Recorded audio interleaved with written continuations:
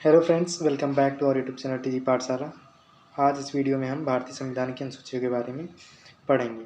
उससे पहले हम ये जान लेते हैं कि मूल संविधान में कितने अनुच्छेद, भाग और अनुसूचियाँ थीं और वर्तमान संविधान में कितने अनुच्छेद, भाग और अनुसूचियाँ हैं। तो मूल संविधान में कितने अनुच्छेद थे? मूल संविधान में 395 अनुच्छेद थे। और वर्तमान संविधान में कितने अनुच्छेद हैं? तो वर्तमान संविधान में 470 अनुच्छेद हैं। मूल संविधान में कितने भाग थे? तो मूल संविधान में 22 भाग थे। और वर्तमान संविधान में कितने भाग हैं? तो वर्तमान संविधान में 25 भाग हैं। मूल संविधान में कितनी अनुसूचियाँ थीं? तो मूल संविधान में 8 अनुसूचियाँ थीं और वर्तमान संविधान में 12 अनुसूचियाँ हैं। वर्तमान संविधान में कितनी अनुसूचियाँ हैं? तो वर्तमान संविधान में 12 अनुसूचियाँ हैं। और मूल संविधान में कितनी अनुसूचियाँ थीं? तो मूल संविधान में कुल 8 अनुसूचियाँ थीं। और अब हम जानेंगे कि इन अनुसूचियों में क्या लिखा हुआ है। तो भारतीय संविधान की अनुसूचियों में क्षेत्रों, राज्यसभा के सीटों के आवंटन, अनुसूचित क्षेत्रों और जनजातियों के प्रशासन और नियंत्रण, केंद्र सरकार और राज्य सरकारों के बीच शक्तियों के वितरण और उच्च पदस्थ अधिकारियों की उपलब्धियों और विशेषाधिकारों के बारे में लिखा हुआ है। तो अनुसूचियों में क्या लिखा हुआ है? तो इसमें लिखा है राज्यसभा में सीटों के आवंटन के बारे में, मतलब कि किस राज्य को राज्यसभा में कितनी सीटें मिलेंगी। और अनुसूचित क्षेत्रों और जनजातियों के प्रशासन और नियंत्रण के बारे में लिखा है। और इसमें लिखा है कि केंद्र सरकार और राज्य सरकारों के बीच शक्तियों के वितरण के बारे में, मतलब कि केंद्र को क्या क्या पावर मिलेंगी और राज्य सरकारों को क्या क्या पावर मिलेंगी।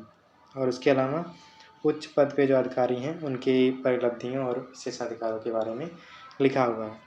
मूल संविधान में कितनी अनुसूचियाँ थीं? तो मूल संविधान में केवल 8 अनुसूचियाँ थीं। मूल संविधान में केवल 8 अनुसूचियाँ थीं। उसके बाद क्या होता है कि पहला संविधान संशोधन होता है 1951 में। उसके द्वारा 9वीं अनुसूची को जोड़ा जाता है। और उसके बाद फिर 52वां संवैधानिक संशोधन 1985 होता है, जिसके द्वारा 10वीं अनुसूची को जोड़ा जाता है। 9वीं अनुसूची को पहले संवैधानिक संशोधन 1951 द्वारा जोड़ा जाता है और 10वीं अनुसूची को 52वें संवैधानिक संशोधन 1985 द्वारा जोड़ा जाता है। फिर उसके बाद क्या होता है कि 1992 में लगातार 2 संवैधानिक संशोधन होते हैं, 73वें और 74वें।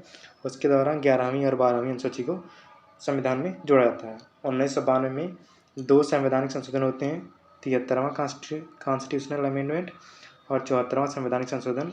उसके द्वारा 11वीं और 12वीं अनुसूची को संविधान में जोड़ा जाता है। अब पहले अनुसूची में क्या है? तो पहले अनुसूची में जो है संघ और उसके क्षेत्र के बारे में लिखा हुआ है, मतलब संघ में राज्य और केंद्र शासित प्रदेश दोनों आते हैं।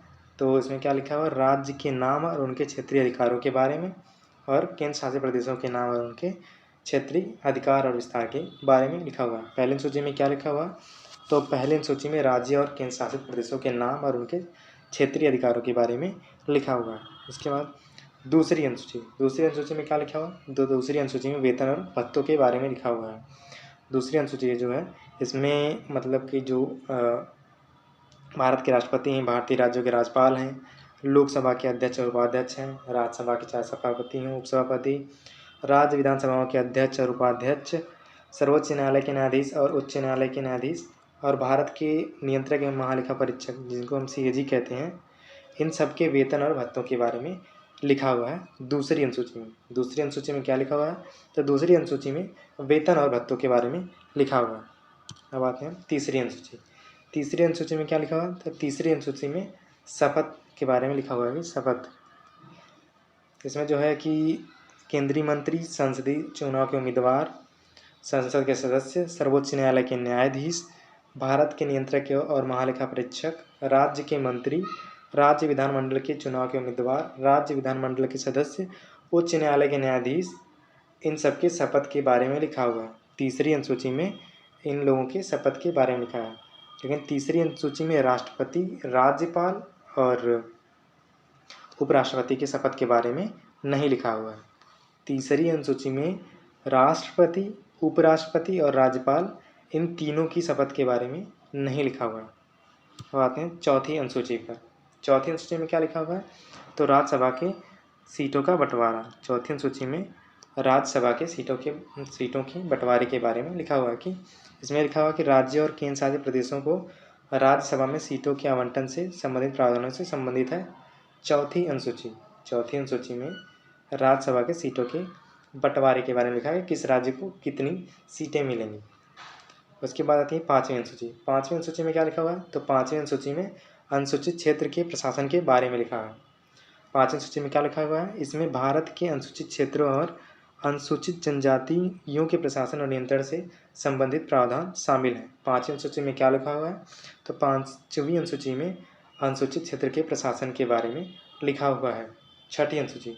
6ठी अनुसूची में क्या है, स्पेशल स्टेट है। इसमें क्या लिखा हुआ है, इस अनुसूची में राज्यों में जनजातीय क्षेत्रों के प्रशासन से संबंधित प्रावधानों से संबंधित है। 6ठी अनुसूची राज्यों में जनजातीय क्षेत्रों के प्रशासन से संबंधित है। इसमें कौन कौन से राज्य आते हैं, तो असम, मेघालय, त्रिपुरा और मिजोरम। 6ठी अनुसूची में कौन कौन से राज्य हैं, असम, मेघालय, त्रिपुरा और मिजोरम। 6ठी अनुसूची में जो अनुसूची में है, 6ठी अनुसूची में राज्यों में जनजातीय क्षेत्रों के प्रशासन से संबंधित प्रावधानों के बारे में लिखा हुआ है। इसके बाद आते हैं 7वीं अनुसूची।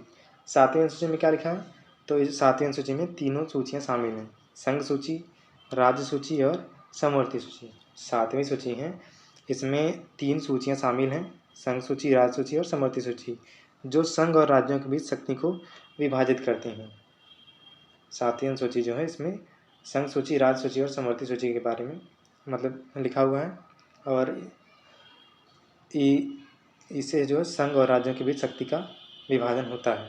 संघ सूची जो है, संघ सूची पर केवल संघ यानी कि केंद्र सरकार जो है कानून बना सकती है, और राज्य सूची जो है, इस पर राज्य सरकारें कानून बना सकती हैं, और जो समवर्ती सूची होती है, इसमें केंद्र और राज्य दोनों कानून बना सकते हैं।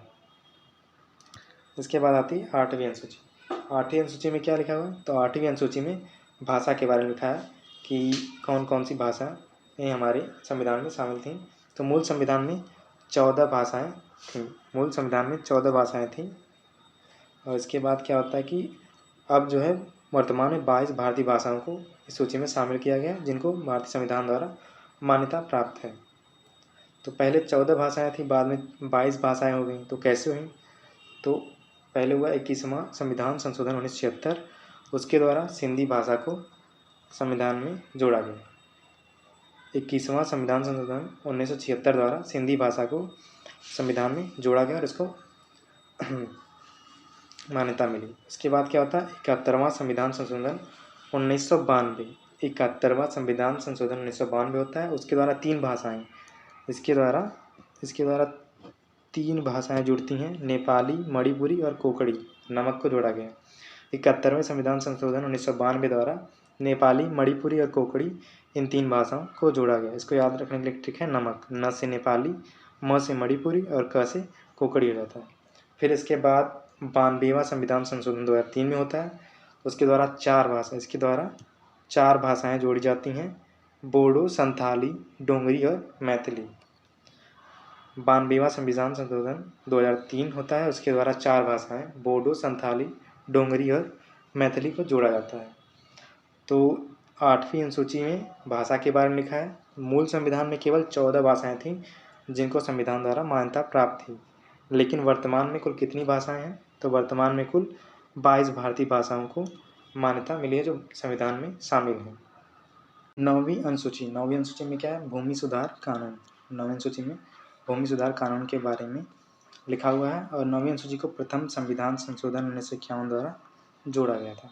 9वीं सूची को प्रथम संविधान संशोधन 1951 द्वारा जोड़ा गया था, और इसको जमींदारी प्रथा के उन्मूलन के लिए जोड़ा गया था। जो पहले हमारे यहाँ जमींदारी प्रथा चलती थी, उसको ख़त्म करने के लिए 9वीं अनुसूची को जोड़ा गया था। इसमें क्या लिखा हुआ है, जमींदारी प्रथा के उन्मूलन से संबंधित राज्य विधानसभा द्वारा पारित अधिनियमों और विनियमों को इस अनुसूची के तहत वर्णित किया गया है, और अन्य मामलों से निपटने वाले संसद के अधिनियमों और विनियमों को भी इस अनुसूची में शामिल किया गया है। इसको लेकर एक केस होगा, केशवानंद भारती केस। 24 अप्रैल 1973 को सुप्रीम कोर्ट ने कहा कि 9वीं अनुसूची का भी न्यायिक समीक्षा होगी, मतलब जुडिशियल रिव्यू होगा। इसके 24 अप्रैल 1973 के पहले, जब केशवानंद भारती केस नहीं हुआ था, उसके पहले जो कि 9वीं अनुसूची में जो भी विषय थे, उनका जुडिशियल रिव्यू नहीं होता था। मतलब कि 9वीं अनुसूची में जो भी कानून थे, उनका न्यायिक पुनरावलोकन नहीं होता था। लेकिन केशवानंद भारती केस हुआ, उसके बाद तब सुप्रीम कोर्ट ने कहा कि 9वीं अनुसूची का भी न्यायिक पुनरावलोकन होगा। इसके बाद आती है 10वीं अनुसूची। 10वीं अनुसूची को 52वें संविधान संशोधन द्वारा जोड़ा गया था। 10वीं अनुसूची को 52वें संविधान संशोधन 1985 द्वारा जोड़ा गया था। 10वीं अनुसूची को 52वें संविधान संशोधन 1985 के द्वारा जोड़ा गया था और यह दल बदल विरोधी कानून से संबंधित है। 10वीं अनुसूची जो है दल बदल विरोधी कानून से संबंधित है। 10वीं अनुसूची में क्या लिखा हुआ है कि यह दल बदल विरोधी कानून से संबंधित प्रावधानों से संबंधित है, अर्थात संसद और राज्य विधानमंडल के सदस्यों को दल बदल के आधार पर अयोग्य ठहराया जा सकता है।